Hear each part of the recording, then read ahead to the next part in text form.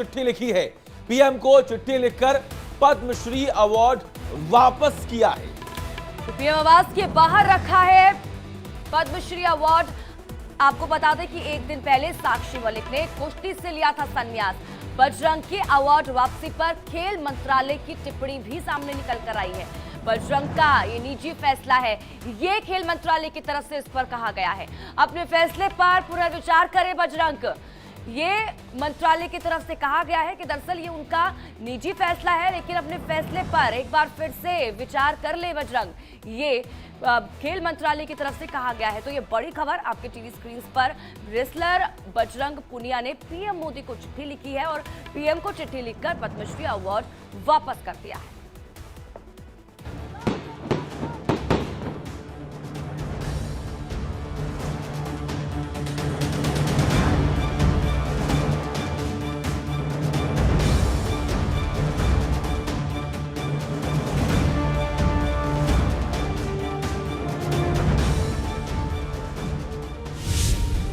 नहीं बची कोई आस, साक्षी मलिक का रेसलिंग से संन्यास। तो मैं अपनी कुश्ती को त्यागती हूँ।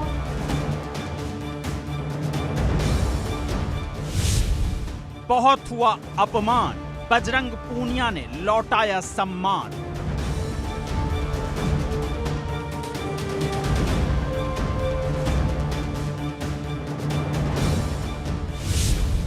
खलनायक के खिलाफ खिलाड़ियों का आक्रामक अवतार।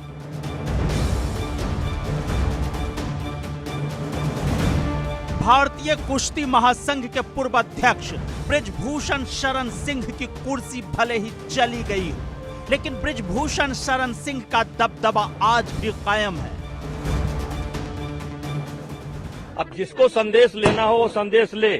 दबदबा था, दबदबा रहेगा, और ये भगवान ने दे रखा है। क्योंकि बृजभूषण शरण सिंह ने भारतीय कुश्ती संघ के चुनाव में अपने करीबी संजय सिंह बबलू को जितवाकर जो दबदबा दिखाया, उसके आगे ओलंपिक पदक विजेता हार मान गए।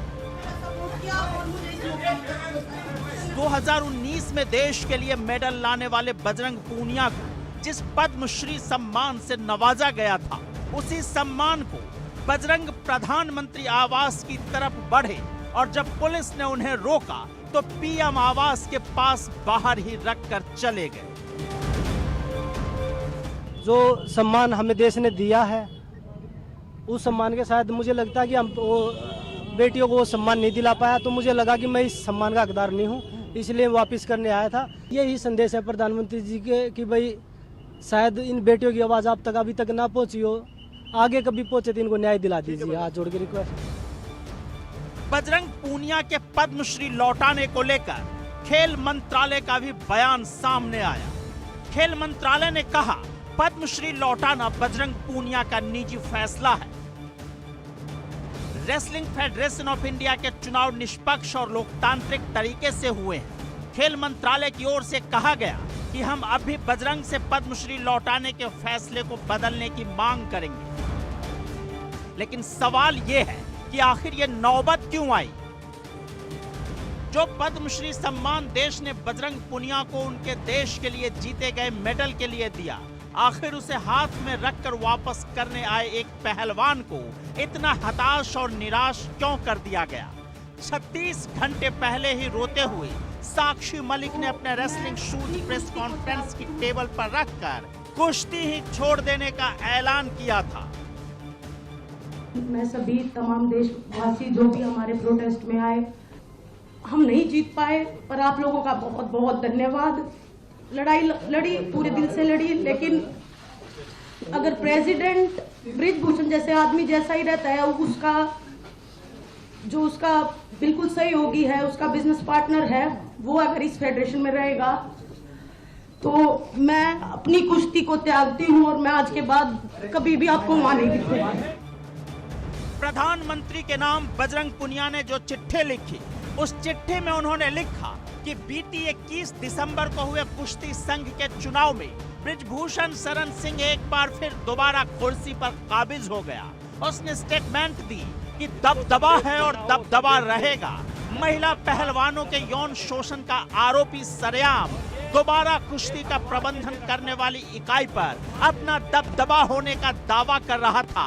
हम सम्मानित पहलवान कुछ नहीं कर सके। महिला पहलवानों को अपमानित किए जाने के बाद मैं सम्मानित बनकर अपनी जिंदगी नहीं जी पाऊंगा।